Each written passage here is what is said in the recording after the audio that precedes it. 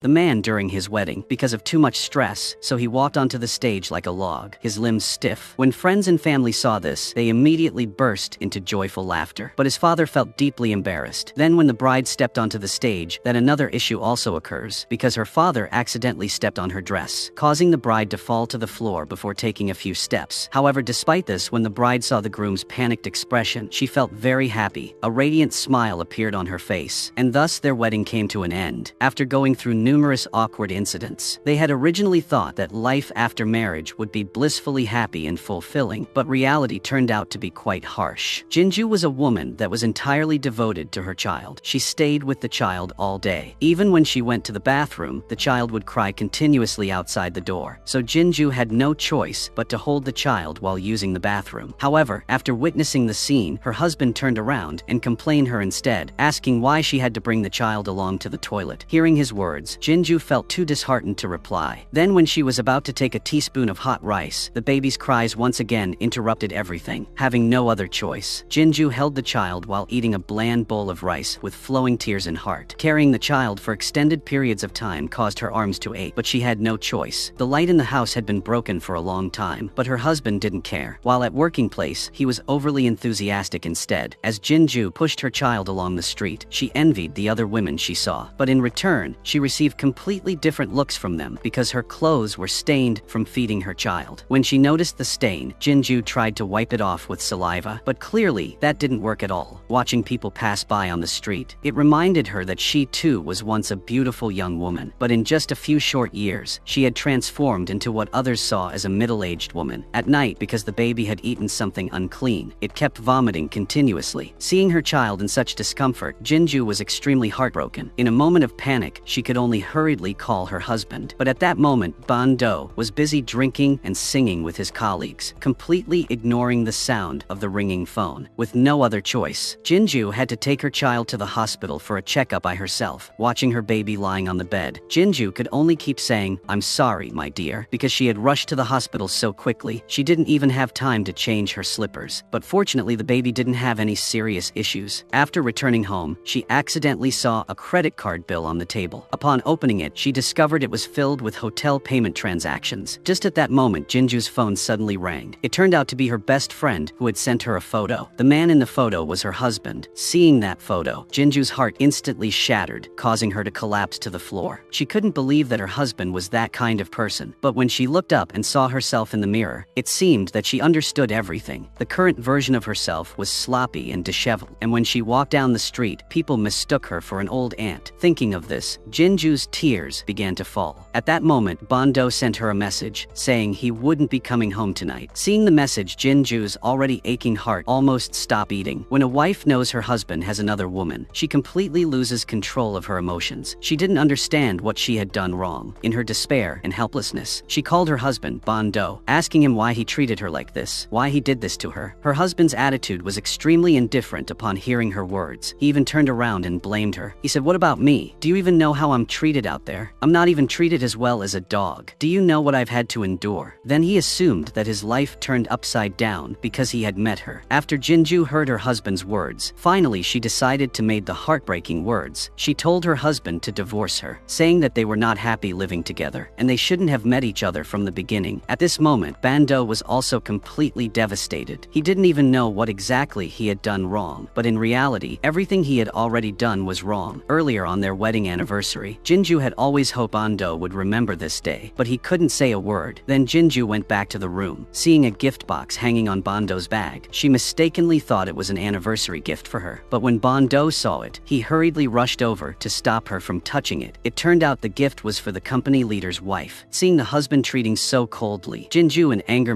took Ban Do's notebook, preparing to throw it into the water basin. That notebook was more precious to Ban Do than his own life, because the notes inside were all about the leader's preferences and the tasks that needed to be done next. But Jinju, now enraged to the point of madness, didn't care about any of that. She even said, "Am I supposed to rely on this notebook to make a living? Even if I went out and sold gum on the street, I would still earn more than you." Jinju scolded him a useless and stingy man. After hearing that, Ban Do immediately flew into a rage. He said if anything happened to the notebook, they would get divorced. Hearing these words, Jinju stood there stunned, causing the notebook to fall into the basin of water. After that, no matter how much Ban Do tried to salvage it. The writing in the notebook was still blurred by the water, that making it unwritable, causing Ban Do to miss out on his leader's work. In order to restore his image in the eyes of the leader, he had no choice but to drink alcohol while slapping his own face to apologize. Not only that, whenever the leader encountered a problem, he would immediately use Ban Do as a cannon fodder. That night, the hospital director, in order to prevent his wife from discovering he had another woman outside, told Ban Do to take her away. But while standing on the street, the woman stubbornly refused to leave. At that moment, the director's wife appeared and rushed in to hit the woman. Ban Do, trying to intervene, was choked by the director's wife. As he struggled to resist, he accidentally pushed her to the ground, and coincidentally, this scene was witnessed by the director. The director immediately rushed over and punched Ban Do. Afterward, when the director and Ban Do sat together drinking, the director said he had no choice but to use force. But in Ban Do's heart, the director's actions had crossed the line. Ban Do went to the bathroom and extremely angry. Then he planned to confront the director. But the moment he opened the door, all those thoughts were crushed by reality. He still had to grovel, bow down, and smile in front of the other person. When he heard the director mock him over and over again, he could only give a foolish smile to brush it off. Afterward, Ban Do sat in the car, looking at the injury on his face, not daring to go home. So he told his wife that he wouldn't be coming home that night. And it was exactly this sentence that made Jinju misunderstand, thinking that he had someone else outside. What followed was the scene at the beginning of the video. One person refused to ask, the other refused to speak. The next day, Ban Do and Jinju went to the courthouse to go through the divorce procedures. Right after completing the divorce, Ban Do wanted to say a few words to end the relationship peacefully, but Jinju, who having already been deeply was disappointed in him, only responded with sarcastic and mocking words. However, even so, when the two were about to go their separate ways, Ban Do still said, "I hope you will be happy." A couple who was once very happy ended up getting divorced simply because one didn't ask and the other didn't speak, in the end leading to their separation. That year, after returning home from the divorce, Ban Do looked at the ring on his hand, feeling very uncomfortable, so he took the ring off and threw it hard out of the window. Meanwhile, Jinju was sitting on the bus looking at her wedding ring. After gazing at it for a long time, she finally loosened her grip and let the ring to fall onto the road. But it was also these two rings that created an immense magical force, causing a powerful earthquake at Ban Do and Jinju's residence. And it was this earthquake that sent the two of them back in time. The next morning, Ban Do went to the grocery store to buy breakfast. But when seeing the expiration date on the food on the shelf, he was astonished because it was marked 1999. So he turned to ask the shopkeeper, but she looked at it and said it was the newest stock available. At that moment, Ban Do looked up and noticed that the shopkeeper suddenly appeared much younger. His reaction also left the shopkeeper confused and not understanding what was happening until Ban Do saw himself in the mirror. He couldn't believe it. He didn't understand why his face had suddenly become so young. So he hurried home to find his mother. When Ban Do saw his parents' faces appearing in the house, he could no longer believe his eyes. Then he looked over and discovered that the calendar hanging on the wall was also 1999. Meanwhile, Jinju just waking up and saw her deceased mother appear before her. Looking at her mother's face, Jinju could not believe her eyes. She always thought it was just a dream. But even if it was a dream, Jinju still sadly embraced her mother. Also, she apologized to her mother for not having had the chance to tell her yesterday that she had gotten a divorce. She also wanted to live happily, but now it had turned out like this. Jinju wanted to leave the world to follow her mother. Hearing her daughter's words, the mother was confused and didn't understand what was happening. She even mistakenly thought that Jinju was cursing her to die, so she turned around and scolded Jinju. At this moment, Jinju also realized the issue. She hit herself and felt pain. The mother, seeing her daughter like this, thought she was possessed by a ghost and quickly moved in to hit her a few more times. It was then that Jinju understood this might not be a dream. Afterward, she looked at herself in the mirror and discovered that she had become much younger. The calendar on the wall had also changed to 1999. The clothes in the closet had become school clothes, and the bookshelf was full of novels she had read as a student. At this moment, Jinju realized that she had traveled back in time. The beautiful time that had been lost was now back, making Jinju know that she had to cherish it even more. So no matter what her mother did, she would stick close behind, because it had been a long time since she had enjoyed the happiness of having her mother by her side. Thinking back to the past when she looked at her mother's portrait at the funeral home, she had felt a deep sense of guilt and self-blame. Now that her mother was right in front of her, it made her extremely happy, but in her mother's eyes, she thought Jinju was intentionally clinging to her to get her to buy a new phone for her. So the mother, to dispel this thought of her daughter, told her husband to quickly take her to school. When Jinju saw the university gates, a sense of familiarity suddenly washed over her. Meanwhile, Ban Do, after realizing that he had traveled back in time was very excited, preparing to take his bag to school. But just as Bando was very enthusiastic, his father was unable to tolerate this unusual behavior, so he went over and hit Bandon repeatedly, thinking that his son had a mental issue. Bando looked at the situation before him, and only then dared to believe that he had truly traveled back in time. Afterward, he also went to the gates of the university he had once attended, after divorcing her husband. The next day, Jinju woke up to find that she had traveled back to 20 years ago. Moreover, she had returned to the university, both unfamiliar and familiar. But the person who also traveled back to the past with her was her useless husband. When the two of them met again at the university, both were shocked and wide-eyed, facing the person they once lived with day and night. But in their hearts, there was only the scene of their divorce. Thinking of this, neither wanted to repeat that past again. Both continued to walk towards each other, but when they were about to face each other, they merely passed by like two strangers. Seeing this, Bando felt pleased, thinking that Jinju did not recognize him at this moment, while Jinju was also happy because Bando still did not recognize her. She even hoped that she would never know him in this lifetime. She suddenly saw a handsome guy appear on the soccer field, and this handsome guy had once confessed his feelings to her, but unfortunately she had rejected him. Now looking back, Jinju began to regret. At this moment, the handsome guy Namgil also suddenly noticed that Jinju was staring at him. Namgil immediately turned his head to avoid Jinju's gaze, but when Jinju saw this, she wondered if Namgil was shy to meet her. Just as Jinju was still daydreaming, her best friend Bo-Rom suddenly came looking for her. Seeing her 18-year-old best friend, Jinju was extremely excited, continuously stroking Bo-Rom's face, making her think that Jinju's mind was not right. Then Bo-Rom dragged Jinju to the lecture hall. Here Jinju saw the handsome guy on the soccer field again, because 20 years ago she had missed the chance once. This time she was determined not to miss this great opportunity. She took the initiative to greet Namgil. Everyone who saw this scene was astonished, especially the expressions of the other female students, when seeing Jinju were angrily full of gritted teeth. After all, Namgil was the object of admiration for all the female students in the school. But when Namgil saw Jinju come over to greet him, he found it very amusing. Then Bo-Rom recounted everything to Jinju. It turned out that last night Namgil had confessed his feelings to Jinju in front of many other female students. But the reason Jinju rejected him was because he smelled strongly of sweat. Hearing this, Namgil was very embarrassed. Upon hearing her best friend's recount, Jinju couldn't believe she had said such things. Now she truly felt regret. But when Bo-Rom witnessed Jinju's unusual reaction throughout the day, she was also very worried. Jinju reluctantly had to explain that she had time traveled from 20 years later back to this time, but her best friend didn't believe it at all. So she explained that she had time traveled from 20 years later and even back to the day after the divorce. After hearing Jinju's story, both of her best friends thought that she must be crazy, so the two of them went out for a meal together, leaving Jinju alone. Seeing her best friend's attitude like this, Jinju also felt very helpless and eventually had no choice but to go with them for a meal. But as Jinju was on her way to the dining hall, a hand suddenly grabbed her. Here Jinju's romantic fortune continuously appeared. First, a handsome guy at school confessed his feelings to her. The young man said he had been paying attention to Jinju for a long time and wanted to ask for her phone number. Hearing this, Jinju felt very happy, but she had just time traveled, so she forgot whether she had a phone or not. When she told the young man that she didn't have a phone number and didn't remember the landline number, the sound of a text message notification suddenly rang out. The young man's positive attitude immediately disappeared upon hearing this. As Jinju was preparing to explain, the young man had already turned and left without a glance back. However, the friends who saw this scene immediately showed expressions of jealousy. But in contrast to Jinju, who was immersed in her romantic fortune, her husband Bando was in a miserable state. Since time traveling to the university era, Bando was like a teenager. Everything in his eyes became very strange, especially when he saw the clothes his friend Jae-woo was wearing. He even mocked the others for their strange dress, asking if they were dressed up as chicks. Jae-woo also asked Bondon that whether he hadn't been wearing it, and Bando dared to mock him. Bando then said that he would never wear such a thing, but after Bando said this and entered the classroom, he discovered that the chick costume he had mocked was actually the class's uniform, and he was the only one not wearing it. The class monitor saw that Bando wasn't in uniform, immediately reprimanded him. However, Bando thought in his mind that this guy actually dared mount the high horse and insist that he follow what he said. After thinking for a moment, he ended up laughing out loud. The class monitor felt very uncomfortable seeing him laugh. Moreover, Bando straightforwardly said that he had been in a hurry and forgot to wear it. The class monitor then asked him if he knew why everyone had to stand here and be punished. A Kwitung student said that it was because a new student in their department had beaten up a senior. Bandu then passionately criticized the classmates for being so arrogant, saying that they even dared to hit a senior, didn't know what what respect was. The class monitor could no longer tolerate it after hearing this, then said that it was Ban Dawn. It turned out that last night, while Ban Do was having dinner with other classmates, he heard the seniors say that their uniform was a chick costume, which made him very angry, so a conflict occurred with those seniors, and that's why they had to be punished today. One person's mistake means the whole group has to share the responsibility, and at this time, the seniors who were beaten last night had come with sticks full of momentum to the classroom, wanting to teach Bando a lesson. After these seniors entered the classroom, they yelled in a fierce tone, wanting Bando to come out and meet them. After that, Bando and the other students were punished by the seniors with a stance exercise and had to listen to the seniors' hollow scolding. Not long after, a student told the seniors that he could no longer endure it, asking how much longer they had to hold this stance. The seniors said that as long as no female student entered the room, they would have to maintain the position. But where would the civil engineering department find any female students? Just then, coincidentally, that a girl with long hair down to her waist suddenly appeared in the hallway, causing everyone's eyes to follow her figure outside the door. They kept hoping that this girl would open the door and come in, but what everyone didn't expect happened. When the classmates saw this boy, even the thought of wanting to leave this world appeared in their minds. But Bando was poked fun by this waist-length haired guy that he cannot stop laughing to the point of being unable to close one's mouth. This inadvertent laughter further fueled the anger of the seniors, leading them to continue their punishment of Bando. Soon after the punishment ended, Bando, wanting to comfort his brothers, specially bought drinks for them. However, as they just left the building, a figure passed by, making Bando feel an odd sense of familiarity. So he followed the person, and it turned out that this boy was Bando's superior, who had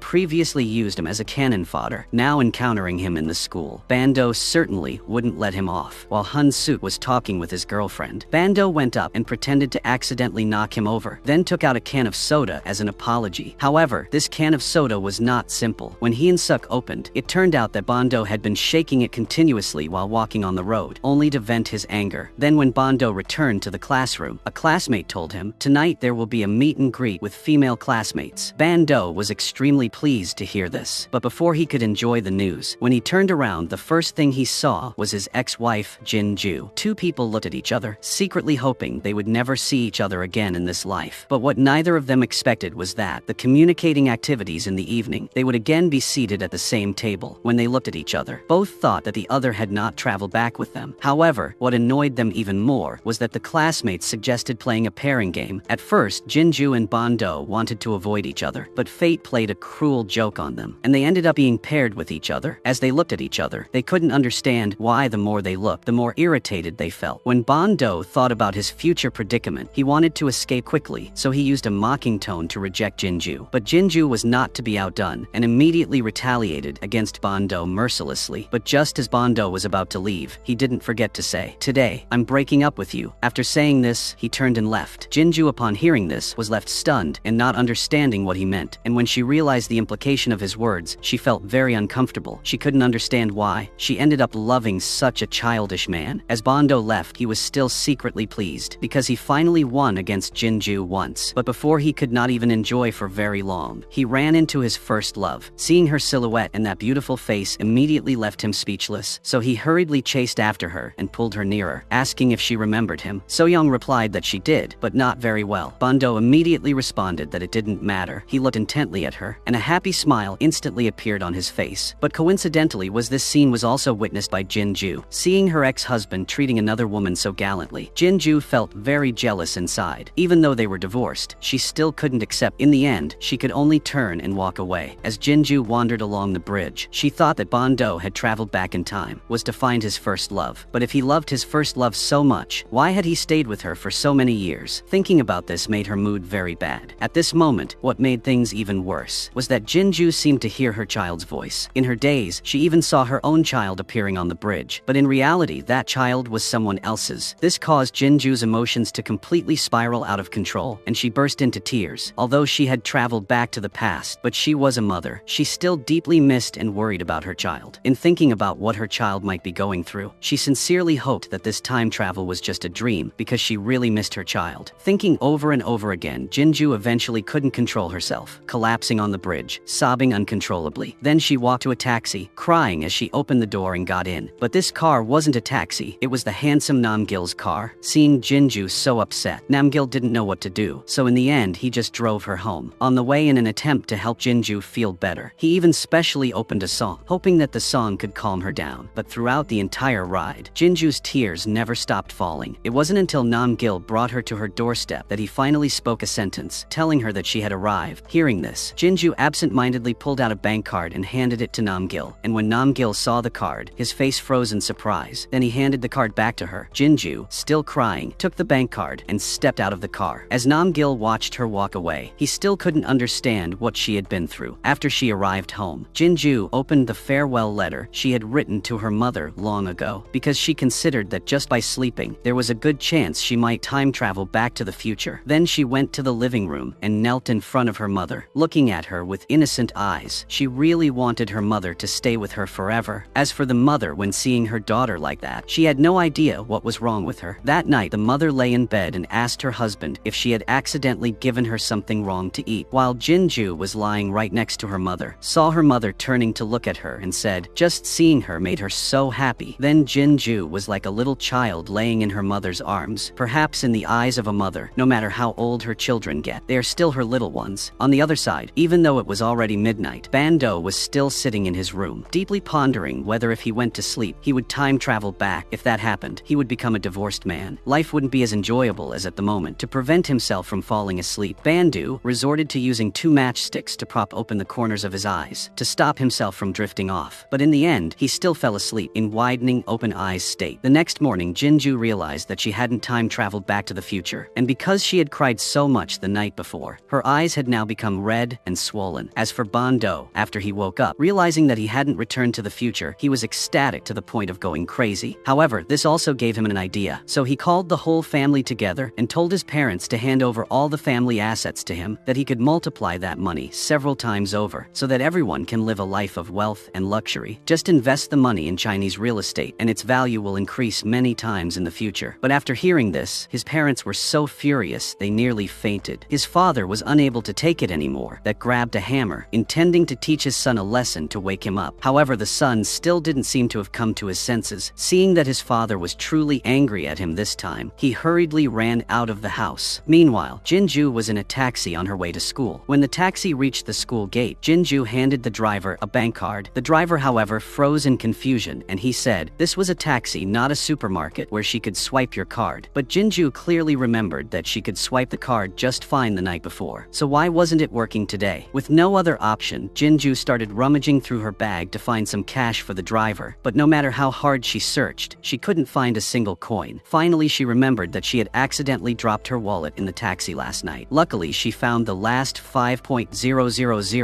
in her jacket pocket and handed it to the driver. After she had just stepped into the school, what caught her eye was that handsome guy Namgil. Seeing Namgil walking towards her, Jinju was terrified and quickly hid behind a trash can, quietly watching Namgil from afar. Just as Jinju was gazing at him admiringly, Bando's close friend and his group of buddies also arrived. But Jinju, not wanting to be exposed, kicked her leg to chase them away. Coincidentally, this scene was witnessed by Namgil. He thought to himself why he kept encountering this strange girl. Thinking of that, Namgil hurriedly left. Seeing Namgil leave, only then did Jinju dare to let out a sigh of relief. Meanwhile, ever since he traveled back in time, Bando had resolved to pursue his secret love, the goddess So-young. While So-young was practicing her dance, Bando secretly stood at the back door watching her. Seeing So-young passionately practicing her dance, Bando felt incredibly excited inside. He thought to himself that if from the beginning he and So-young had been together, then the days ahead would probably be very happy. Because of this, Bando decided to muster all his courage. Walked up to So-young. He told So-young that he was very sorry for being so rude last night. Today he came to apologize. Here's a drink he bought just for her. Of course, there's also some for her other friends. After saying that, Do was about to leave, but after taking just a few steps that he turned around and said whether he could get her phone number. Next time we meet, they would already be familiar with each other. After that, when Bando went to tell this story to his close friends, none of them dared to believe him and consider that he was lying. Dokjae even dialed the number to verify it when he heard that the person answering was So-young. The two friends finally fully believed the story, hurriedly asking Bando for some tips, and Bando proudly recounted the process. But just as he was enthusiastically telling the story, Jinju suddenly came to find him, originally intending to talk to him politely, but Bando didn't want anything to do with her, so he used the excuse of having to attend class to refuse her. This made Jinju very angry, and she used an anonymous letter to mock him. Only then did Bando realize Jinju had also traveled back in time to this moment, out. So after class, he pulled her outside to talk. Bando said Jinju's acting skills were really impressive. He almost didn't recognize her, and even called her a scary woman. After that, the two started to criticize and badmouth each other. But in fact, Jinju had only come to find Bando because she wanted to know how to return to the future. But Bando didn't know either. He also thought that it would be best if they never returned to the future again. That way, they wouldn't have to fear getting divorced. Hearing this, Jinju didn't know what else to say. In the end, the two reached an agreement. From now on, they wouldn't bother each other, each living their own lives. But could their fate really end just like that? Jinju was sent back to the past during her university days, so she wanted to make up for the regrets in her heart, and the first thing she wanted to do was wear high heels to the nightclub. So Jinju and her two close friends put on high heels, preparing to go to the nightclub for some fun. But as soon as they stepped out of the dormitory, they encountered a 60-degree slope. When they saw the slope, all three of them stood frozen. But it was Jinju's first time wearing high heels, so she didn't care much and just walked straight towards the slope. As for her two close friends, they seemed to be very experienced, tiptoeing cautiously step by step for fear of losing control. At that moment, Jinju found herself in big trouble. Fortunately, not only was she okay, but she was also caught by a handsome guy. Namgil, seeing Jinju like that, felt very embarrassed. He even said that if she could stand steadily, then she should let go of him because he has sour body odor. Hearing this, Jinju quickly let go of his arm and explained she was really very sorry. This was her first time wearing high heels, and said that in fact he didn't smell sour at all. Hearing that, Namgil didn't say anything and just walked away. Coincidentally, this scene was witnessed by Bando and his two close friends. Doc J, after watching, even said next time they should come here and try the same thing. Maybe love would come to them. Jaewoo thought it was a great idea, but Bando couldn't feel any joy. After that, Jinju and her friends went to the nightclub. This was also Jinju's first time at such a place. She was like a child, curious about everything she saw, even picking up the table lamp and shaking it back and forth. But actually shaking the table lamp meant calling for service. Before long, a waiter came over and asked Jinju if she needed any help. Her friend Borum quickly explained this was her first time here. When the waiter heard it was their first time, he asked Jinju if she wanted to find a guy to chat with. Jinju, hearing this, was very excited and followed the waiter into a private room. But at that moment, the future director had also set his eyes on Jinju, so the waiter brought the three girls into Hunsuk's room. But when Borum saw Hunsuk's skillful flirting, she immediately sensed his intentions. But Jinju, being naive, said it was fine. After that, Borum was worried. If this continued, then Jinju would likely suffer a loss. So Borum told Jinju to come outside and dance disco. Just as the three of them were about to leave the private room, Hyunsuk silently handed Jinju a piece of paper with his contact information written on it. After that, Borum led Jinju to the main hall, where they joined the crowd dancing to 90s disco. But as the three girls were enthusiastically dancing, they noticed that Bando's group was also there. So Jinju's two friends went to Bando's room, planning to have fun with them. However, Jinju stubbornly refused to step inside because she really didn't want to see Bando. So she sat outside drinking alone. Inside the room, Bando looked at Borum, remembering her drinking ability, and didn't dare provoke her. But Doc J, sitting next to them, had no idea how strong she was and mocked Borum for having a weak drinking capacity. No matter how much Bando signaled him, Doc J paid no attention, so he and Borum ended up having a drinking contest. But it didn't take long before Borum drank Doc J under the table, leaving him passed out. At that moment, a waiter suddenly ran in, saying that it seemed one of their friends had drunk too much, and Jinju, now completely drunk, was on stage holding a microphone and shouting, making everyone present burst out laughing. Then Jinju, still drunk, that began to blame Bando, called him as a miser, and said that her life was ruined because of him. She asked him what about their daughter Seojin, what he planned to do. Hearing Seojin's name, Bando finally remembered, even though he had time traveled back. What about the child? Thinking of this, Bando fell into deep thought. His current life was going well, but even though he had returned to the past, his child was still in the future. Thinking about it brought tears of sorrow rolling down Bando's cheeks. To return to the future as soon as possible. Early the next morning, Bando went to find Jinju, wanting to have a proper conversation about Seojin. He then pulled Jinju into an empty room, where they both expressed all the frustrations in their hearts, even talking about the fact that they had a child and had divorced. But what they didn't realize was that this room was actually the school's broadcast room, and every word they said was being transmitted to every corner of the school. In an instant, all the students knew their secret, including their first loves, Seoyoung and Namgil, who also heard everything. However, Bando and Jinju still hadn't realized what had happened. Additionally, Chun-Sol, standing outside the door, also heard everything clearly, and soon after, the story became the hot topic of conversation among their classmates. When Bando entered the classroom, Jaewoo asked him if he had heard about the hottest news that had just spread around the school. Bando, confused, and asked what news. Jaewoo immediately immediately said that there were students at their school who had divorced and even had a child. Bando was extremely surprised upon hearing this and wondered to himself what age they had got married. Jae-woo said that the age didn't matter. What mattered was that after their divorce, both of them had found new love. Bando felt truly shocked after hearing this. This was beyond anything he could understand, but little did he know, the people Jae-woo was talking about were him and Jin-ju. It wasn't until Jae-woo mentioned that the female student had called the guy a miser and said he was useless and couldn't do anything, and that they had a huge fight, that Bando became stunned, thinking to himself that was what Jin-ju said to him. But how did Jae-woo know about this? When Bando asked his friend, Jae-woo pointed to the school's PA system. Only then did Bando realize that what the students were gossiping about was his and Jin-ju's story. Meanwhile, Jin-ju was sitting in her classroom, also hearing the students discussing her story. Even though they didn't know the female student was her, she still felt very embarrassed after hearing it. Then, during the meal, Bando deliberately sat next to Jin-ju, using eye contact to ask her what they should do. But how would Jin-ju know? And Chun-sol, sitting next to them, glared at Bando with a fierce look, because she was the only one in the entire school who knew that the main characters in the story were Bando and Jin-ju. Finally, Chun-sol couldn't hold back anymore and called Bando a scumbag. This action left Bando confused, and Jin-ju was also very surprised, because Chun-sol had always been gentle and quiet, so why was she suddenly being so harsh? However, Chun-sol kept mumbling and calling Bando a scumbag. After she finished, she stared at Bando with a fierce gaze, making Bando too scared to look up. Eventually, over time, the story began to fade, and no one really remembered it anymore. Bando and Jin-ju were finally able to breathe a sigh of relief. Right after that, Bando rushed to see his crush, and in order to win over the goddess of his dreams, he bought a lot of snacks and drinks, giving them to the goddess's group of friends. As the ancients have a saying that, if you want to conquer a girl, you must conquer her friends first. Bando handed her a cake, but So-young, fearing it would affect her weight, so she declined his kind offer. Bando, seeing that, didn't insist anymore, but just as he was about to leave, So-young suddenly fainted. When Bando saw her faint on the ground, he immediately rushed over to carry her to the infirmary. It turned out that So-young had not eaten anything for a long time to control her weight. After So-young woke up in the infirmary, her stomach started growling from hunger. Seeing that So-young had regained consciousness, Bando took her to a barbecue restaurant, but So-young was still determined to lose weight and refused to eat any food. Having no other option, Bando sat and ate the meat deliciously in front of her, using words to disturb her mind, occasionally teasing her, asking if she wanted to try just one piece, just one. Finally, So-young couldn't resist anymore, saying that she could eat one piece, and then she picked up a piece of meat and put it in her mouth. As So-young ate the meat, she felt very satisfied, and Bando, seeing that So-young had started eating, was much less worried. But after they had eaten their fill, So-young began to worry again, complaining that she had probably gained a few more pounds. Hearing this, Bando took out a pair of sneakers and said, "Now that we're full, let's go exercise together. This way we can burn off some of the calories we just consumed." Then So-young walked with Bando on the street, but So-young was very curious and asked Bando that where the sneakers came from, and how did you know her shoe size? He said that he had bought the shoes, of course, and as for the size, he could tell just by looking. So-young laughed and said, "It's not possible to know the size just by looking." Bando quickly replied, "If you have the heart, there's nothing you can't know." Hearing this made So-young very happy. Then they both went up the mountain to view the entire city.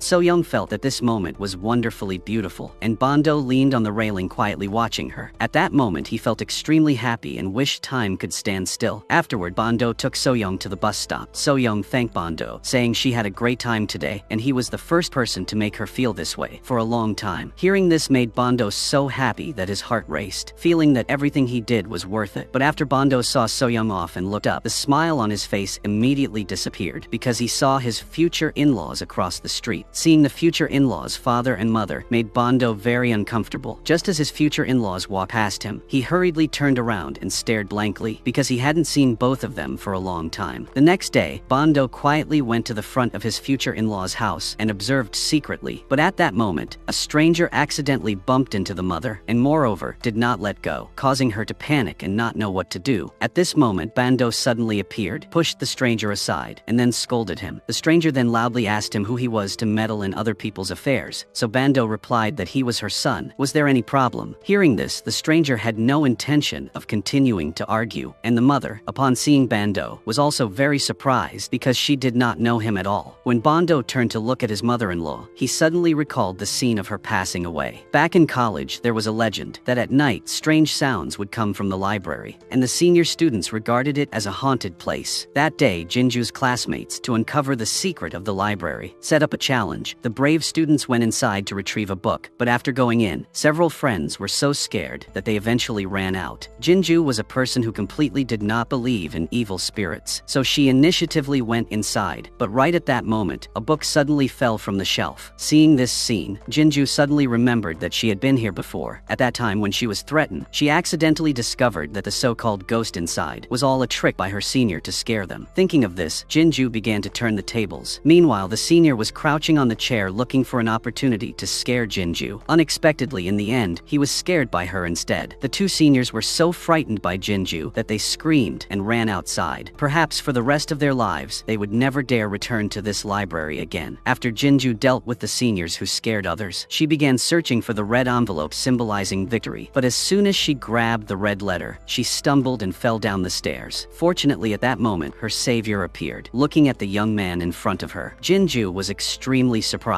She quickly stood up and took a few steps back, but unfortunately she bumped into the ladder, causing it to collapse. Because of her, Namgil got injured. This made her feel very guilty. Seeing him massaging his ankle, she hurriedly came over to check and discovered his ankle was swollen, but being a man, Namgil tried to endure the pain and said he was fine. However, Jinju didn't care about what he said. She was determined to help Namgil up and take him outside. Later, because Jinju bravely rushed into the library, the classmates held a special celebration party for her. The students all expressed their admiration for Jinju, while Jinju said that there was nothing scary about ghosts. The scariest thing was humans. After saying that, Jinju glanced toward Namgil. Remembering that his ankle was still swollen, she hurriedly brought over an ice pack and telling him to use it. However, Namgil did not care about it at all. Out of options, Jinju had no choice but to forcefully lift Namgil's leg onto the chair and apply the ice pack for him. After finishing the task, she continued to enthusiastically toast with other classmates, and Namgil, when seeing Jinju's aspect, gradually developed feelings of affection. He thought to himself why this girl was so special. Soon after, Jinju drank to the point of being extremely drunk. Namgil watched her drowsy state and found her very endearing. After the party ended, he followed her to see what she would be like when drunk. Jinju, while sitting on the bus, breathed on the window and drew a small footprint on it. She missed her child very much, and thinking about her over 2-year-old child made Jinju very worried. She then sadly burst into tears, and Namgil saw this entire scene. Finally, only when Jinju arrived home did he feel reassured and leave, while Bando was still sitting alone to drinking and crying, because he and his ex-wife traveled back in time 20 years, but their child is still in the future. Every time they think about their child, both Bando and Jinju feel very heartbroken. This is also the reason why Jinju sits curled up on the bed, crying miserably. The next morning, Jinju woke up with a start, but when she realized she hadn't traveled back in time, then she cried again. Hearing her cries, her mother hurried into the room. Seeing her daughter crying so pitifully made her very worried because Jinju had been acting so strangely lately. When Jinju saw her mother, she felt even more guilty. She leaned forward to hug her mother because she had once experienced the feeling of losing her mother, and now, being able to see her again seemed to be a gift from heaven to prevent her mother from leaving her again. Jinju decided to take her mother to the hospital for an examination, but the doctor told Jinju that her mother might need long-term treatment in the future. Jinju asked the doctor if there was a chance of complications occurring 10 years later if she underwent dialysis, and the doctor replied that of course, there was a possibility, and complications could even occur as soon as tomorrow. Jinju asked if there was any way to minimize the complications, and the doctor said that the best way was to continue treatment, so her mother could live to be 100 years old. Hearing the doctor's words, Jinju realized that there was no way to save her mother anymore. When Jinju went to the patient's room and looked at her mother lying in bed, she felt very guilty and did not know how to save her. Later, Jinju carried a sad mood sitting in the school cafeteria, and this scene happened to be seen by Namgil, so he brought rice cum and sat next to her, and said that eating alone was really boring. However, Jinju was not eating alone. Namgil, seeing this, then quickly cured the shames by himself by saying that he was the one eating alone. After that, Namgil and Jinju's group of 3 ate together. The 2 close friends of Jinju were very excited to see Namgil because they rarely had the chance to eat with this handsome senior. After Namgil and Jinju finished eating, he told her to come with him. Jinju, not understanding what was happening, just followed him. She asked him why he suddenly paid attention to her, and Namgil replied that it was because she was flirting with him. Jinju didn't believe that she was flirting with him. She had never flirted with anyone in her life, and what happened at the library earlier was just an accident. Then Jinju asked if his leg was feeling better and reminded him to apply ice regularly, or it would lead to complications later. Seeing Jinju's aspect, Namgil laughed and said that she was indeed flirting with him. Jinju hurriedly denied it, but Namgil still thought she was flirting with him. Moreover, his leg still hurt. each step was painful. Hearing this, Jinju went over to check. This action startled Namgil and causing him to quickly step back a few paces and then limp away. He went to the school bathroom to prepare for a shower, but just as he was about to undress, he suddenly heard people talking about Jinju right next to him. It turned out that Hunsuk was recounting how, 2 days ago, he had met a girl named Jinju who seemed very innocent. It was the right time to have some fun. Hearing this, Namgil felt very angry. At the same time, Bando was sitting directly across from them and heard everything. He could not stay calm upon hearing others badmouthing his ex-wife, so he kicked the guy into the swimming pool. After that, Bando, fuming with rage, turned and left. He exited the bathroom and went to find his first love, So-young, because they had planned to go see a movie together that night. However, when he got on the bus, because the driver's driving skills was very poor, this led to So-young frequently falling into Bando's arms, which made her very embarrassed. Bando, seeing that, then proactively said that if getting hurt from falling, the person suffered, the loss would be her. So So-young held on to Bando's arm, feeling embarrassed but also safe. They then went to the movie theater, but just as Bando was about to buy tickets and turned around, he unexpectedly ran into his future father-in-law. That scared him and made him to fled into the bathroom. But after regaining his composure, he remembered that his future father-in-law did not know him at that moment, so there was no reason to be afraid. Therefore, Bando cautiously sneaked out of the bathroom, but he could not have anticipated that Jinju and Namgil were also there to watch a movie. And Jinju turned to Namgil and asked, "Wasn't it supposed to go to the hospital? How did it turn into a movie theater like that?" Namgil said that watching movies is good for health, and by that way his leg would heal faster. But this silly reason was hard for Jinju to believe. However, at that moment, Jinju also spotted Bando, and the two began to signal each other subtly. Jinju even deliberately brought up the previous time when Namgil confessed his feelings and suggested that they should date. Hearing Jinju's words, Bando was furious, because he always thought he was Jinju's first love. Cannot believe that someone named Namgil had appeared midway and gotten in the way. Seeing Jinju deliberately trying to provoke him, Bando began to retaliate, which made Jinju extremely angry. Later, the two couples went to the same movie theater. Everyone there was crying their eyes out while watching the film, but only Bando and Jinju found it very ordinary. Moreover, Bando wasn't even interested in the movie and spent the entire time staring at Jinju. After the movie ended, they went outside together, and at that moment, Jinju's father suddenly approached. Bando instinctively greeted him, but Jinju's father did not understand who he was, asked him who he was. Realizing his mistake, Bando quickly said he was just a passerby, and then hurriedly ran away out of embarrassment. Meanwhile, Jinju's father was staring intently at his daughter and the young man who went to the movie with her. Jinju quickly explained that Namgil was her senior, but her father suddenly took notice of the jacket Namgil was holding in her hand. Seeing this, Namgil explained that because he had injured his leg, he had temporarily troubled Jinju. Jinju told her father not to overthink it, as Namgil was just her senior. Her father then asked Jinju to come home with him, but Jinju told her father that she could go home on her own. Her father, hearing this, then didn't press her further and turned to leave. After seeing Jinju's father, Namgil felt much more at ease. Later, Namgil and Jinju went to a restaurant. When they sat at the table, Jinju said she felt like he might be lying about his leg hurting. Namgil replied that it seemed she was very concerned about whether his leg was actually hurt. Jinju said that was only natural because it was because of her that he was in that condition. Hearing this, Namgil was stunned and thought to himself about how adorable this girl was. Jinju, in facing Namgil's gaze, felt shy and embarrassed and couldn't bring herself to look directly at him. To alleviate her embarrassment, Jinju offered to pay for the meal and asked Namgil what he wanted to eat. Unexpectedly, Namgil bluntly said he wanted to eat her. Jinju was taken aback by this response. Afterward, Namgil took Jinju to her doorstep and wished her a pleasant evening. After saying this, Namgil turned to leave, but just a few steps away, a stranger grabbed his arm. When Namgil realized that the person grabbing him was Jinju's father, he felt very tense. Jinju's father asked what they did after watching the movie. Namgil politely answered that they only went for a drink. Jinju's father kept questioning Namgil's drinking capacity and family background. When he found out that Namgil's father was the director of the school, Jinju's father became extremely excited, and his attitude towards Namgil immediately changed. He even asked Namgil if he truly liked his daughter Jinju. Namgil did not hide it and openly admitted it. The next morning, Jinju took a bus to the school bus stop, where she coincidentally ran into So-young. She also saw So-young putting her umbrella into her bag. Seeing this, Jinju thought to herself, this girl really knows how to plan ahead. Then Bando also took the bus and arrived there. Seeing this, Jinju thought, could it be that this is the way to get what you want, like a crying baby gets milk? After thinking that, she turned to walk away, but after only a few steps, her umbrella suddenly broke, standing in the pouring rain. Jinju had no idea what to do. At that moment, Namgil suddenly appeared and covered her with his umbrella. His appearance felt like a savior in her life. After that, Jinju and Namgil walked together into the school. And during this time, Namgil intentionally tilted the umbrella towards Jinju, letting one side of his shoulder get soaked. Jinju then noticed his shoulder was drenched with rainwater, so she quickly moved closer to him. Meanwhile, Bando and Seo-young were also walking down the street while sharing an umbrella. Moreover, the two couples were walking in opposite directions. As they passed each other, both glanced toward the other, and in that moment, they suddenly felt an odd sense of jealousy. Not long after, when they arrived at the classroom, Bando noticed Namgil's soaked shoulder and felt disdain in his heart. He even took out a pen to measure and muttered to himself, thinking that Namgil's shoulders weren't that much broader than his own. Meanwhile, Jinju, that's sitting right behind, also noticed Bando's wet shoulder. She suddenly remembered that every time she stood in the heavy rain, Bando would always bring two umbrellas and hand her one, never once offering to share his umbrella with her. Thinking about this, Jinju pouted and muttered to herself, cursing Bando as useless. Soon after the school's annual festival took place, the event had everything, resembling a local fair, where students could participate in extracurricular activities to enrich their campus life. Jinju joined her close friend to experience these exciting activities, but while they were walking around, they noticed two female students struggling to carry a crate of drinks. Seeing this, Jinju quickly ran over to help. If she saw any students who didn't know how to cook, she would also offer her help. This scene was coincidentally witnessed by Namgil, and it made him see her in a different light. Later on, Jinju even showcased her excellent cooking skills. When everyone saw Jinju's skilled cooking techniques, all the students were amazed. Soon after, a fragrant plate of stir-fried pork with chili was ready. Jinju picked up a piece and gave it to her classmates to try. Everyone was surprised by how delicious the dish was. Namgil, that's standing nearby seeing this, assumed it would soon be his turn, but just as he opened his mouth, one of the juniors took a bite before him. They even said that since Jinju made such a tasty dish, they wanted to make it the main course. Hearing this, Jinju responded, "It's just the first dish that made all excited. If she made other dishes, all people here would probably be even more shocked." As she said that, Jinju was about to give a bite to Namgil, but was interrupted by her classmate, which made Namgil extremely annoyed. At that moment, Bando also arrived at the festival with So-young to enjoy the activities. Bando, like an excited child, that led So-young around to try out all the games. Coincidentally, Jinju saw this scene. After wandering around, Bandu eventually made his way to the section of his department. The upperclassmen, seeing that all the students were busy helping with activities, saw Bando on a date instead. That made them very angry and scolded him. Jinju also came over to check out what was happening, and also said that she wanted to join in their game, but Jinju wanted Bando to be the target. Jinju kept throwing water balloons at her ex-husband, and the reason Jinju was so accurate was because she had honed this skill while taking care of their child. So now when she threw the balloons at Bando, she didn't miss a single shot. But So-young, that's standing nearby, couldn't just stand there and watch anymore. She asked Dokjae if they could change the target. Dokjae then turned to plead with the upperclassmen, but Jinju said she didn't want to change the target. She only wanted to throw at this one person. Late at night, when the two of them were sitting at the same table, Bando deliberately teased Jinju. Coincidentally, So-young was also looking for Bando. When Bando saw So-young, then called her over. Seeing So-young arrive, Jinju tactfully stood up and left. At the same time, Namgil also came over, so Bando and So-young sat next to each other, chatting happily, while Namgil sat nearby watching Jinju cook. During that time, Jinju kept glancing at So-young and Bando. Her mind couldn't help but recall the rainy morning, and Bando looked at Jinju and Namgil, also thinking about the scene from that morning. Then when Jinju finished cooking, Namgil went over and took her hand, getting ready for Jinju to feed him. But at that moment, when she looked over at Bando, he suddenly remembered the scene that happened earlier at the swimming pool. He also realized that the relationship between Jinju and Bando might not be simple at all. However, Jinju and Bando refused to back down, relentlessly provoking and teasing each other. Just as Bando was mocking Jinju, a classmate from the student council suddenly came looking for her. It turned out that the school was organizing a beauty contest, but their department didn't have anyone participating, so they immediately thought of Jinju. However, Jinju said she couldn't participate because her appearance wasn't anything special, and besides, her clothes were already dirty. At that moment, Namgil suddenly appeared with a new set of clothes and said, "These are available clothes I had in my car." Jinju wondered why he had women's clothes in his car. Namgil replied that they belonged to his sister. Just as Jinju was hesitating, unsure whether to participate or not, Bandu said, "You won't win the queen title. You'll be lucky if you're not dead last." Jinju challenged. "What if I win first place?" Bando confidently replied, "Then I'll become your pet." Upon hearing this, Jinju decided to enter the contest. When she changed into a beautiful dress with her hair falling to her shoulders, she instantly transformed into a glowing goddess. When her ex-husband saw her in this appearance, he couldn't even believe his own eyes. He even turned to ask his best friend, "Is it possible that girls can become this beautiful just by putting on some makeup?" His friend didn't know how to respond. At that moment, Jinju Jinju was standing on the stage, feeling equally nervous, so much so that even introducing herself was quite awkward. But even in that state, it was enough to make Namgil unable to take his eyes off her. Then the host asked Jinju if she had any special talents. She said that she was very good at eating and didn't have any other particular skills. Seeing the audience's reaction, Jinju planned to withdraw, but the host wouldn't let her leave, forced to perform. Jinju thought for a moment and finally decided to sing a song. However, the more Jinju sang, the more enthusiastic she became, and she couldn't stop. Meanwhile, Bando, when seeing how remarkable Jinju was, that started to doubt his eyes and ears, because in his eyes, she was just a grand aunt who spent her days taking care of her children and family. With her sweet voice, Jinju successfully became the new beauty queen of the school. After her performance, Jinju was about to head to the restroom to change her clothes. However, she saw that the women's restroom had a closed for maintenance sign hanging, leaving her unsure of what to do. She then noticed that the men's restroom was empty, so she decided to go there to change her clothes. Just as Jinju was changing, Hyunsuk and a few of his friends came in and casually started talking about her right in the restroom. He said that once he was done having fun with her, he would let his friends have their turn. Hearing these words, Jinju was furious and immediately pushed the door open, ready to teach them a lesson. But to her surprise, the person standing outside the door was Namgil. Just as Namgil was about to speak, someone suddenly approached, and in a panic, he quickly pulled Jinju back inside the room. However, the world truly seems to work through coincidences. As Bandu slowly opened the door to the restroom, Jinju had no idea how to explain the situation, while Bando and Namgil stared at each other like rivals. As they were about to leave, Namgil intentionally called Bando back, using a mocking tone to taunt him. Bando, that was not one to back down, immediately retaliated. Witnessing this, Jinju quickly tried to mediate, telling Namgil to hurry up and return the clothes to his sister before she noticed. Hearing this, Bandu said, "In this world, what kind of brother would keep his sister's clothes in his car? It's obvious they were bought for some girl." Namgil admitted that he bought them for Jinju. After saying that, Namgil gently brushed Jinju's hair and told her to just wear the clothes, then turned and left. Bando was unable to tolerate it anymore, then asked Jinju in a jealous tone if she wanted to live a happy life with that rich, handsome guy. Hearing him say this, Jinju became very angry, not expecting Bando to still be so childish. She glared at him fiercely before quickly walking away. Suddenly, Jinju received a message, and the sender was none other than the scumbag Hyunsuk. She remembered what Bando had once told her, that Hyunsuk was extremely hypocritical. She also recalled the things she'd overheard in the restroom. It was now beyond doubt that Hyunsuk was truly a scumbag. To get rid of this menace, Jinju quickly contacted Bando to figure out how to deal with him together. However, Bandu initially refused to help, as he didn't want to get himself into more trouble. Besides, he had already gotten his revenge on Hyunsuk. He even advised Jinju to focus on herself first, but Jinju became furious after hearing this, because Hyunsuk didn't just play with women's emotions. The most important thing was that he had used her as a backup option. Jinju swore to make him pay, and it wasn't easy to see Jinju initiatively begging him once. In the end, Bando decided to help her avenge this grudge. The first step they took was for Jinju to reply to Hyunsuk's message, agreeing to meet him tonight. After that, Bando informed Hyunsuk that Jinju was the daughter of the Sangsong group, leading Hyunsuk to believe that he should pretend to pursue her. That evening, when the two met, Jinju pretended to be actively engaged in conversation, making Hyunsuk think he had the upper hand. He invited her to the group's dinner party. Bando then arranged to meet Hyunsuk's poor girlfriend. Initially, she did not believe him, but when Bando said that Hyunsuk had sent him, she finally believed it. Later, Hyunsuk and Jinju went to the group's dinner party together. However, Hyunsuk found an excuse to take Jinju to a secluded place and directly asked her why she wanted to approach him. Jinju continued to act as if she didn't know anything, but Hyunsuk had already investigated and found that the Sangsong group had no daughter. Jinju was extremely panicked upon hearing this, and she said that there must be some mistake and that she was not any kind of heiress. After saying this, Jinju hurriedly ran outside. However, Hyunsuk immediately pulled her back and threatened that if Jinju did not tell the truth, he would resort to hitting women. Just as Hyunsuk was about to raise his hand, he was stopped by 3 girls standing outside. These 3 girls were also Hyunsuk's girlfriends. Seeing that he was playing around with 3 women, they had no intention of letting him off easily. Hyunsuk tried to run away, but how could he escape from 3 women who, though seemingly innocent, were determined to catch him cheating? In front of them, he put on a naive and pleasant smile, but behind their backs, he was involved with the 3 of them. Hearing this, Hyunsuk hurriedly explained that it was just a misunderstanding, but at that moment, when he turned around and saw his real heiress girlfriend standing right there, he rushed over to explain. No matter how much Hyunsuk tried to explain, the heiress girlfriend refused to believe him. He then saw Bando standing next to him and realized that it was all a trap set up by Bando and Jinju. After that, Bandu even lied that, "I am the new boyfriend of the heiress," which made Hyunsuk, in his anger, reveal reveal his true feelings. However, he soon realized that he was only harming himself. In the end, Hyun-suk couldn't hold back anymore and rushed to beat Ban-do. Seeing this, Jinju couldn't stand by any longer and immediately ran over to kick him, causing him a great deal of pain. After resolving the situation, Ban-do and Jinju went home together. However, on the way back, Ban-do suddenly noticed that Jinju's arm was injured, so he quickly asked her what had happened. Jinju looked at her arm and remembered that the injury was caused by Hyun-suk. Seeing this, Ban-do hurriedly went to buy bandages and gently applied them to her arm. Seeing Ban-do's serious demeanor, Jinju felt very complicated emotions. She really wished that time could stand still at that moment. She remembered that their family of 3 had once been very happy, spending every day together, which was truly the happiest time of her life. Meanwhile, Ban-do was also reminiscing about those happy scenes, but neither of them understood why things had turned out this way. At this moment, both of them shed tears, and Jinju, that carried much emotion with emotions, went home alone. But then she suddenly realized she was being followed. Since Jinju had previously exposed Suk's deceitful nature, he had sworn to take revenge on her. Jinju was terrified and quickly called Ban-do. However, Ban-do was also on a call and could not answer Jinju's phone. Hyun-suk forcibly took Jinju to a secluded place. He was almost mad, claiming that Jinju had ruined everything for him and questioning if she knew how much effort he had put into dating the wealthy heiress. But Jinju remained firm and considered him a complete failure. Hyun-suk couldn't hold back any longer and raised his hand to hit Jinju. However, at that moment, Namgil appeared just in time. He immediately kicked Hyun-suk, sending him tumbling down the slope. Yet Hyun-suk was still not convinced and stood up to charge at Namgil. Facing Namgil's imposing figure, it was clear that Hyun-suk was no match for him. Namgil was about to teach him a lesson, but fortunately, Jinju quickly pulled him back and scolded Hyun-suk. After that, she and Namgil left the place. For Jinju's safety, Namgil decided to personally take her home. However, on the way back, Jinju suddenly realized an issue and turned to ask Namgil, "Why did you suddenly come to this area?" Namgil replied that he felt the air was fresh and decided to take a walk. Hearing this, Jinju asked if he had developed feelings for her. Namgil responded that he had already answered that question before. Jinju advised him not to like her. Although she looked like she was in her 20s, she felt like an old aunt inside. Namgil didn't understand, and Jinju, realizing she had a slip of the tongue, then quickly ran into the house. The next morning, her mother appeared in her room because she had noticed something unusual about Jinju's recent state. Additionally, she had discovered that Jinju often talked in her sleep and called out the name Seo-jin. So she came to ask Jinju who Seo-jin was and if he was the boy who was at the door that day. Upon hearing the name Seo-jin, Jinju couldn't help but let tears fall. To avoid worrying her mother, Jinju quickly wiped away her tears and suggested they go to the public bathhouse. Shortly afterward, Jinju and her mother finished bathing, and her mother even thoughtfully dried her hair. Passers-by admired the mother-daughter relationship upon seeing this scene. Later, Jinju and her mother sat in front of the grocery store, enjoying yogurt together. This was the scene Jinju had longed for. However, just as they were happily sitting together, a mother pushing a baby stroller suddenly came by. The mother, when seeing the baby, was very hysteric, while Jinju felt both touched and sad. She then asked her mother if she would be very happy if she could see her son. Her mother, hearing this, thought Jinju might have a mental issue, remarking that she was still so young and thinking about children already. Nevertheless, her mother believed that Jinju's future child would certainly be chubby, white, and cute, just like Jinju was when she was little. Hearing these words, Jinju remembered her own child, but the only regret was that her mother had passed away by the time the baby was born. Thinking of this, Jinju hugged her mother and cried. Her mother, unsure of what was wrong with her daughter, could only hold her and comfort her. Jinju apologized to her mother for causing her so much trouble. Although her mother didn't understand what her daughter was saying, she still gently told her not to cry anymore. That day, Ban-do happened to see Jinju walking on the street, so he decided to take her home. On the way back, they talked about Hyun-suk. When it came up, Jinju scolded Ban-do, asking if he knew how to use a phone because he hadn't answered when it was important. It turned out that when Jinju discovered she was being followed by Hyun-suk, the first person she tried to call was Ban-do. However, Ban-do did not pick up. Jinju, deeply disappointed, and said that perhaps she had placed too much expectation on him. Whenever she needed him the most, he was never there. After speaking, Jinju, disappointed, and turned and went into the house. However, upon hearing this, Ban-do felt very guilty. When Jinju's mother passed away, he had been unable to return to Jinju due to an incident, which prevented her from seeing her mother for the last time. When being lost in thought, Ban-do looked up and found his mother-in-law right in front of him. Her had also recognized him as the person who had helped her before. Bando held great respect for his mother-in-law and moved to help her with her belongings. However, at that moment, his mother-in-law asked if he was Sojin, which greatly surprised Bando. She thanked him for his help the previous day, but mentioned that she didn't like anyone who made her daughter cry. At first, she thought Jinju was crying every night because of some outstanding young man. Hearing this made Bando feel uncomfortable. Just as his mother-in-law was about to leave, Bando decided to introduce himself as Choi Bando. Upon hearing that he was not Sojin, his mother-in-law hurriedly apologized and quickly handed him 2 peaches, saying that Jinju really liked them, so she had bought a bit more. However, after returning home and seeing the 2 peaches on the table, Bando felt guilty. When Jinju's sister had sent fruit to them, Jinju had hesitated and asked to leave out the peaches because Bando was allergic to them. Because of this issue that since their marriage, Jinju had not eaten a single peach. Reflecting on this, Bando felt very sad and chose to drink alcohol to drown his sorrows. The next morning, when Bando woke up and looked around the room, he thought he had time traveled back in time, and he even heard Jinju calling his name. Without saying a word, Bando immediately ran over and hugged Jinju, crying with joy because he believed they had returned to the future. But when he turned around, Jinju had disappeared. When he opened his eyes, Bando realized that the scene from earlier was just a dream. After the couple time traveled back to their university days, Bando realized how beautiful his wife had been and how exceptional she was. Looking at Jinju's figure, Bando thought about the past and felt that he truly owed her so much. So he decided to take Jinju to experience their youth properly by going on a spontaneous trip. Bando borrowed his father's car and went around kidnapping each of their friends. Just like that, the 6 of them embarked on an unexpected adventure together. This was perhaps what youth should look like: taking the person you love, gathering your best friends, and going to see the beauty of the world together. However, something unfortunate happened. Bando drove based on his memory, but many of the roads from 20 years ago hadn't been completed. At this point, Bando felt quite helpless, so he mustered up the courage to drive them to a deserted place where not a soul was in sight. After getting out of the car, they looked around. They had no idea what fun they could have there. Luckily, Bando's group had already prepared a lot of food. They ended up grilling meat and drinking beer together. Perhaps the joy of youth isn't about where you go, but about being with friends and loved ones. That's what true happiness is. The 6 friends sat around the fire, happily playing together, but Bando kept reminiscing about his past self. Seeing Bando like this, Jinju understood his feelings, and she too began to remember the times they had spent together, thinking about how happy they had been when they got married. Both of them shed tears at the same time. The next day, the group woke up like wanderers, being called out by workers. It turned out that the place they had come to was actually a construction site. Not long after, Jinju and her 2 best friends were also woken up by the workers, but their faces were covered with black streaks, looking extremely funny. After that, they continued their journey. While driving, Bando looked at Jinju in this state and laughed heartily, while Jinju, on the other hand, was already thinking about how to murder someone and hide the body without being caught. Soon, the group arrived at the beach. Seeing the vast, endless ocean before them, they were all very excited. They quickly jumped out of the car and ran to the shore, playing in the water together. Bando watched the smile on Jinju's face and felt truly happy inside. Later, when they were about to head to the hotel to rent rooms, they suddenly saw Namgil arriving as well, leaving Bando wide-eyed in surprise. It turned out that their friends were trying to set up Jinju with Namgil, so they had intentionally called him there to set him up with Jinju. Seeing Namgil appear in that place made Bando feel very uncomfortable. He glared at Namgil with a fierce look and even mocked him for wearing a suit while on a trip, sarcastically asking if there was something wrong with his brain. During the meal, Bando served everyone oysters, but when it came to Namgil's turn, he only gave him a single clam and asked why he wore such uncomfortable clothes there, making everyone feel uneasy looking at him. Namgil calmly responded that he didn't feel uncomfortable at all and that he had come to enjoy the fresh air. Bando angrily retorted, "You came this far just to get some fresh air?" Namgil, seeing this, then didn't bother to respond further. However, Bando wasn't ready to let it go and kept targeting Namgil. Meanwhile, Jinju accidentally spilled water on herself while drinking. Seeing this, Bando immediately helped her wipe it off, but the sight made Namgil feel awkward since it was actually beer that had spilled on her. Jinju decided she had to change clothes, but fortunately, Bo-Rom and her boyfriend had bought a couple's set of clothes and had 2 extra shirts. Seeing this, Namgil asked Jinju if he could borrow one, saying that wearing a uniform was indeed a bit uncomfortable. But just as Namgil grabbed the shirt, Bando quickly snatched it out of his hands. Both of them refused to let go, leading to a heated argument. Jinju, sitting beside them, felt helpless and had to think of another way to handle the situation. In the end, the 2 men ended up wearing the couple's shirts, and they actually looked quite good together. However, what no one could have expected was that they were actually rivals in love. Passersby who saw their matching outfits smiled in amusement. Finally, because they disliked each other so much, they decided to walk in opposite directions. Later, they all returned to the hotel, and both Namgil and Bando quickly changed into different clothes. Feeling bored, the Jinju decided to take a walk alone along a small mountain path, but she hadn't gone far when she ran into Namgil, and the two of them ended up strolling and chatting together. Meanwhile, after Bando finished packing, he also went out to look for Jinju. By that time, Jinju and Namgil had wandered to a very special place. Both were amazed by the sight before them. Fireflies everywhere, with the moon hanging high in the sky, casting a beautiful glow. Jinju was so astonished by the scene that she stood there, frozen in awe. Namgil, seeing her like that, quickly took off his jacket and draped it over her shoulders, then naturally pulled her into an embrace. It seemed that taking off his jacket hadn't been a waste after all, as it gave him the chance to be closer to her. But this scene was coincidentally witnessed by Bando. Seeing his ex-wife being embraced by another man made him feel deeply uncomfortable. Bando just stood there on the opposite side, helplessly watching the scene unfold. The next day, their trip came to an end. One of their friends, in an attempt to force Jinju to sit in Namgil's car, deliberately took all the luggage from the trunk and placed it on the seats. Just as Jinju was about to get in the car, her friend said there wasn't enough room and suggested she ride with Namgil instead. However, Bando objected, insisting there was still space in the car. At that moment, Jinju looked at Namgil and felt it wasn't right for him to drive back alone, so in the end, she chose to ride with Namgil. When they arrived back at school, Jinju coincidentally got her period and quickly ran into the bathroom. But a problem arose. She had forgotten to pack sanitary pads in her bag, so she called her friends, but since both of their phones were left in the classroom, so no one answered. After thinking for a while, Jinju decided to call Bando. At that time, Bando had already gone to the pharmacy to buy her some painkillers. When he received Jinju's call, she casually asked him to buy some sanitary pads for her, and Bando just as casually agreed. Afterward, Bando went to the entrance of the women's restroom. However, he was confused about how he should hand them over. Just as Bando was trying to figure out a way, two of his friends suddenly appeared behind him, startling him. One of the friends kicked him playfully, causing the contents of Bando's bag to spill out. Seeing what had fallen, the friends started to question Bando's masculinity, wondering why he would bring such items to school. But Bando didn't seem to care much. Seeing that Jinju's friends had also arrived, he asked them to take the items to her. After handing over the pads, Bando quickly left. When Jinju came out of the bathroom, she was in so much pain that she slumped over the desk. Even when her friends invited her to lunch, she refused. Just as Jinju was about to take her painkillers, Bando appeared with a cup of hot water. He reminded her that, as he had many times before, that she should always take her medicine with water, not soda. But instead of being grateful, Jinju snapped at Bando for meddling. Bando didn't take it to heart though. Instead, he placed his bag on the desk for her to use as a pillow and gently patted her back. It turned out that Jinju always had back pain during her period, and in the past, Bando would always stay by her side, softly patting her back in defiance of day or night. Seeing this, Jinju was reminded of the happy times they had shared together. Just then, Bando noticed the mark on her finger where her ring used to be. Then, he glanced at the mark where his ring had been, and it made him realize that their time travel to the past might be related to those rings. If they could find those rings, there was a good chance they could return to the future. While Bando was walking through the campus, a luxurious car suddenly approached him. Inside was a wealthy heiress, and the reason the car had stopped was because she had taken an interest in Bando. But in order to avoid her, Bando quickly sped up his pace. At that moment, the girl suddenly spoke up, asking if the girl Jinju, who had been with him the other day, was all right. She mentioned that she had heard Hunsuk had gone looking for her, and might have even tried to start a fight. Hearing this, Bando's mood darkened instantly. Enragedly, he stormed into the medical department, not saying a word before charging at Hunsuk and landing a punch. After that, he delivered blow after blow. Remembering how he had endured Hunsuk's bullying in the past, Bando had swallowed his pride and even apologized to him. But now, Hunsuk had hurt the person he loved most, and Bando couldn't let it go, even if it killed him. This was perhaps the love Bando had for Jinju. Sometimes a husband's love for his wife isn't shown through small gestures. Instead, that it's at critical moments that he would stand in front of his wife and shield her from everything. That night, Bando called Jinju, telling her that he was outside the door, holding a box of grapes and waiting for her. He wondered to himself why he was like this, why he couldn't seem to do anything right. He had always lived honestly and tried his best, but whether it was today or 10 years ago, everything still felt like a mess. At that moment, Bando was full of self-blame because of his immaturity back then, which had caused Jinju to miss the chance to see her mother for the last time. He had always felt guilty about it. That's why every day, when they faced each other, he forced himself to smile, no matter what frustrations he had to endure outside. But the moment he stepped into the house, a smile would always appear on his face. However, this very behavior made Jinju feel that, in Bando's heart, the death of her mother didn't matter. This misunderstanding caused their resentment toward each other to grow stronger and stronger until that day when neither of them could hold on anymore. Eventually, they chose to divorce. But now Bando genuinely wanted to make up for those regrets. Seeing Bando's vulnerable appearance, Jinju didn't know what to say. At that moment, her mother suddenly opened the door and came out. Seeing Bando and Jinju's expressions, she was confused and even thought that there was some unspeakable relationship between them, and Jinju to reassure her mother. So she told her mother that a classmate had encountered some unfortunate events and then asked her to go inside the house first. However, her mother suddenly turned around and asked Bando if he had eaten yet. She then invited him inside for a meal. During the meal, she specially picked up some fish and placed it on his spoon. This reminded Bando of how, every time he came over for dinner in the past, his mother-in-law would always give him some fish to eat. Looking at the mother-in-law sitting in front of him, countless thoughts swirled in Bando's mind. After the meal, Jinju's mother personally escorted Bando to the door. Jinju asked her mother to go back inside, while she and Bando sat outside to talk. Bando still felt deeply guilty and told Jinju that she was right. Every time she needed him, he wasn't there for her. He thought he could always protect her, but now he understood why she said she wasn't happy. But Jinju didn't need him to protect or provide for her. She only needed Bando to be by her side. She wanted them both to support their family together, to cry together, and to share her burdens. Jinju said that even though a long time had passed, Bando needed to understand that marriage was about both of them, and that at times they both resented each other. However, those resentments had never been fully resolved. They were simply left to accumulate over time, ultimately leading to their current situation. Sometimes Jinju just wanted him to hold her and cry together. Hearing these words, Bando felt deeply troubled. He thought that was all he could do for her at the time. Bando didn't want to make Jinju cry. He just wanted her to be happy and smile forever. The two of them looked at each other, and their eyes brimming with tears. To find a way back to the future as soon as possible, the next day, they went to the school library to look for records related to time travel. But after searching for a long time, they couldn't find any useful information. Just then, Bando noticed the ring mark on Jinju's hand, so he asked her when it had appeared. Jinju responded that it had been there ever since she had traveled back in time. Upon hearing this, Bando immediately realized that the pair of rings was the key to their time travel. He then began frantically searching for the rings. After visiting countless jewelry stores, he finally spotted them in a shop. Without hesitation, he bought the rings. But when Bando went to find Jinju, he happened to see her hugging her mother. At that moment, he hesitated, unsure whether to take her back to the future or not. Remembering the scene from when they had dinner at her house, he could see that she truly cherished the time spent with her mother. Observing the backs of the two women, Bando decided to wait a little longer. Meanwhile, while Jinju and her mother were out walking, they unexpectedly encountered a drunk man, causing a commotion on the street. Seeing this man, Jinju immediately recalled what Bando had once told her about the hardships he endured outside. He had to endure being treated poorly and live a life full of struggle, just like the man in front of her. Despite the pressure of life that left him breathless, he continued to persevere, wanting to provide a better life for his wife and family. Witnessing this scene, Jinju finally understood Bando's suffering. On the way back, Jinju kept thinking about this. When she reached the front of her house, she suddenly decided to meet Bando. Meanwhile, Bando was sitting alone, drinking to drown his sorrows, when suddenly his phone rang. After answering the call, he heard Jinju crying and asking where he was. Upon hearing Jinju cry, Bando anxiously asked where she was, then hurried to where Jinju was. At that moment, Jinju was waiting at a red light. A child, in an attempt to retrieve a ball, ran into the street. Seeing that the child was about to be hit by a car, Jinju rushed over without hesitation to save the child. As Jinju was about to be hit by the car, a figure immediately ran over and pushed her out of the way, taking the impact instead. That person was none other than Bando. Seeing Bando being hit by the car, Jinju rushed over, but no matter how much she screamed, Bando showed no response. Jinju, that in pain, pleaded and screamed for her husband to wake up. She was panicked, and Namgil took Bando to the hospital. At that moment, Jinju felt as if the sky had fallen. She sat on the ground, crying and in anguish, while Namgil, witnessing this, understood Bando's place in her heart. Fortunately, Bando survived the critical condition, but when Jinju went to visit him, he asked the nurse to refuse her entry. Despite this, Jinju stubbornly refused to leave and waited on the hospital bench. It was only when Bando's friends arrived that she could use the pretext of being a friend to see him. Seeing Bando in this condition, Jinju felt very distressed. That day she thought he had left the world, and in that brief moment, she was terrified, feeling as if every cell in her body had frozen when her mother passed away. Hearing this, Bando understood that Jinju was worried about him, so he reassured her that he was fine, as long as she was not injured. That would be the best fortune with him. Bando knew he was not able to provide Jinju with a good life, but he wished for her to be safe and healthy. If they really couldn't return, Bando hoped Jinju would forget about them and start a new life, because he lacked the confidence to make her happy. Jinju then asked Bando what would happen to their child. Was he going to abandon his own child as well? To Bando, Jinju's place in his heart was even more important than a child who was just in his thoughts. Jinju didn't know how to respond. Later, while Bando was in the hospital looking at the rings on his hand, he felt a deep sense of guilt towards their child. He regretted his mistakes. Back at home, Jinju cried in her mother's arms throughout the night. If she chose her mother, she would lose Sojin. If she chose Sojin, she would lose her mother. This choice was indeed very difficult for her. Her mother could only hold her and offer continuous comfort. The next day, Namgil came to visit her at home, but she appeared in pajamas, which surprised Namgil greatly. However, Jinju was not in the mood to meet anyone or go out. But when Namgil mentioned that it was his birthday, Jinju couldn't bring herself to refuse, so she decided to go out with him to celebrate. Namgil took out a box of kimbap and told her that he had woken up early to prepare it. However, Jinju could immediately tell it was store-bought. Namgil said he had prepared it, not made it himself. Hearing this, Jinju didn't say anything further. She took a piece of kimbap and ate it, then started a day of fun with Namgil. Late in the evening, they sat on a swing and talked. After chatting for a while, they eventually shifted to the topic of mothers. When discussing this subject, Jinju couldn't help but recall the bitterness of raising a child. She had gone from being an inexperienced girl to forcing herself to become the strongest woman in the world. Such responsibilities and fears are common to all mothers, as in the end, a mother is just an ordinary person. Hearing these words, Namgil felt even more that Jinju was a warm and gentle girl and was increasingly sure that he liked her. Jinju wasn't surprised by this statement. She stood up and walked over to Namgil, hugged him, and thanked him for liking her. It was Namgil who helped her realize that she was also a girl. But everyone has their own pain. For the love Namgil had for her, Jinju could only say sorry. For Namgil, this outcome was perhaps the most perfect ending. After returning home, Jinju sat and stared vacantly at the floor. But her mother suddenly opened the door, asked if Jinju wanted to have a drink with her. Jinju then sat with her mother and drank. At that moment, Jinju felt incredibly happy. She lay on her mother's lap, and her mother suddenly told her to go back to her child. Hearing this, Jinju immediately sat up. It turned out that while cleaning her room, her mother had accidentally come across a letter Jinju had written. When her mother opened the letter, she discovered the secret her daughter had been keeping. Looking at the contents of the letter and remembering the unusual behavior before, she immediately understood everything. Reflecting on what had happened, although she was reluctant to believe it, she opened Jinju's diary, which listed the 5 things Jinju most wanted to do. In the past, the first thing was to go to a bar. The second was to bathe with her mother. The third was to go karaoke with her mother. The fourth was to drink with her mother. And the last was to say goodbye to her mother. Seeing that her mother had discovered her secret, Jinju don't know how to say, but then her mother continued, saying that Jinju could live without her parents, but parents could not abandon their child. Jinju cried uncontrollably as she hugged her mother one last time. This might be the greatest blessing of Jinju's time travel back to the past, because nothing is more precious than being with her parents. Meanwhile, Bandu, being in the hospital, saw other people's children and felt even more nostalgic for his own child. In the end, he chose to return to the future. He rushed to Jinju's house, running for a long time, and finally saw Jinju standing at an intersection. The first thing Jinju said when she saw Bando was, "Let's go home." Hearing this, Bando could no longer control his emotions. He went to her, then hugged her, and cried. After that, Jinju returned home, and her mother took her hand and said that if she went somewhere without her mother, she must take good care of her father. In fact, Jinju's mother was most worried about her husband. She was very afraid that if she left him alone, he would feel so lonely. Jinju also agreed with her mother that she would take good care of her father. In the end, Bando and Jinju sat together, put the rings back on their fingers, and shared a passionate kiss. The next morning, Jinju woke up to find that she had traveled back to the future. Seeing her little child beside her, she felt both joy and sadness. She was happy to see her child again, but sad to have lost her mother once more. Shortly after, Bando also returned home. The couple embraced their child and cried tears of sorrow as they felt a deep sense of longing. In reality, love is never absent in marriages. It is often obscured by the challenges of life. Only when couples understand and forgive each other can they break through the fog that hides their love, which is the truest form of happiness in marriage. Remember, love never truly disappears, and never wait until it's lost to regret. This concludes the film. Thank you for watching. You are the greatest motivation for us to continue creating new content. Goodbye, and we look forward to seeing you in our next films.